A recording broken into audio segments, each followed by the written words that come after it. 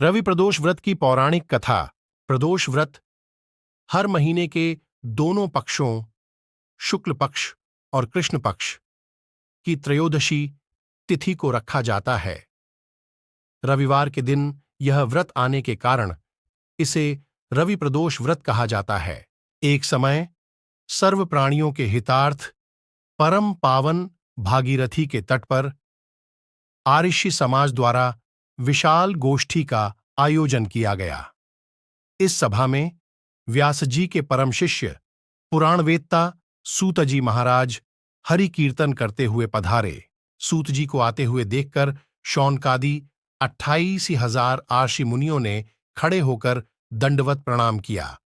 महाज्ञानी सूत जी ने भक्तिभाव से अर्षियों को हृदय से लगाया तथा आशीर्वाद दिया। विद्वान ऋषिगण और सब शिष्य अपने अपने आसन पर विराजमान हो गए। शौनकादि आर्षि ने पूछा, हे पूज्यवर महामते, कृपया यह बताने का कष्ट करें कि मंगलप्रद कष्ट निवारक यह व्रत सबसे पहले किसने किया और उसे क्या फल प्राप्त हुआ? श्री सूत जी बोले, आप सभी शिव के परम भक्त हैं। आपकी भक्ति को देखकर मैं व्रती मनुष्यों की कथा कहता हूं। ध्यान से सुनो। रवि प्रदोष व्रत की कथा के अनुसार एक गांव में अति दीन ब्राह्मण निवास करता था। उसकी साध्वी स्त्री प्रदोष व्रत किया करती थी। उसे एक ही पुत्र रत्न था। एक समय की बात है, वह पुत्र गंगा स्नान करने के लिए गया।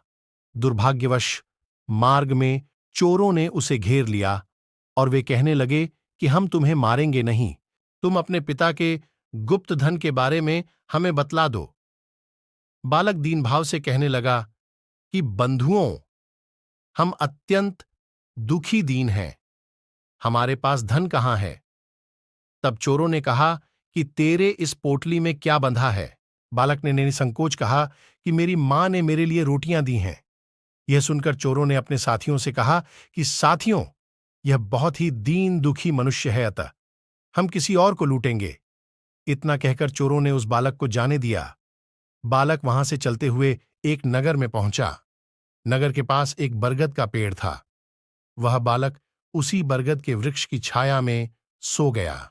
उसी समय उस नगर के सिपाही चोरों को खोजते हुए उस बरगद के वृक्ष के पास पहुंचे और बालक को चोर समझकर बंदी बना राजा के पास ले गए।